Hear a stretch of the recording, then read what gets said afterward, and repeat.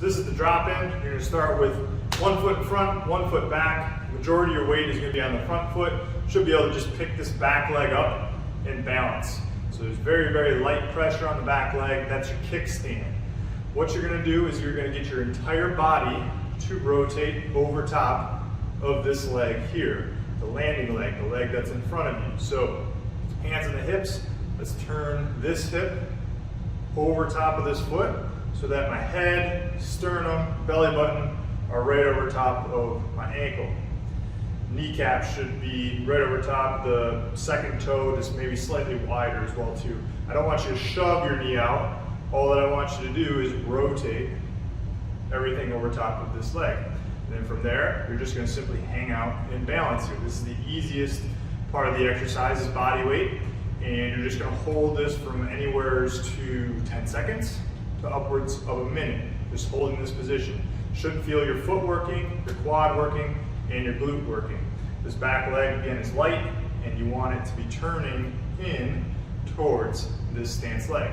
From a side view, the biggest thing that you want to think about seeing is that the hips are behind the rib cage. Everything else stays the same, right over top of that front leg. To make the exercise a little bit more challenging, we're going to set up the same exact way, but now we're just going to lift the heel slightly up off the ground. And that's our first level of increased challenge, is just holding this position with the heel hovering barely up off the ground.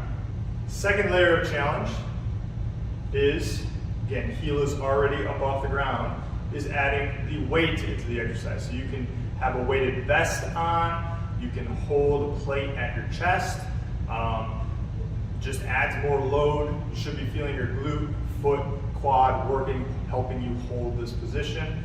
And again, you can load this up as heavy as you feel comfortable. We're still shooting for anywhere from a minimum 10 to 15 seconds, at maximum upwards of a minute.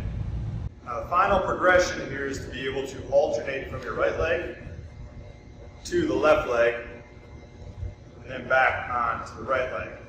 Now one key of this exercise, again, is to make sure the butt is going around and back. So from here, that setup should flip to the opposite side. I'm still on the ball of my foot. Heel is light on the ground, butt is around the back, and we're in this drop-in position. Right leg is loaded. Now we're going to flip it to the left side, and then flip it back to the right side. Now, you're going to repeat this for anywhere from 5 to 10 repetitions down and back. You're only going to pause in each position so long as it takes for you to feel the correct musculature engaged. So that means glute, quad, calf.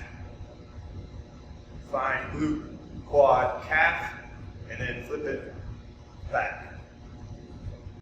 Now if you're relating this to a sport, this would essentially be the wide receiver position, or a track athlete starting out of a two-point stance. But a lot of people miss this concept of winding that glute up. You'll feel like you have a lot more power and force being able to drive out as you accelerate.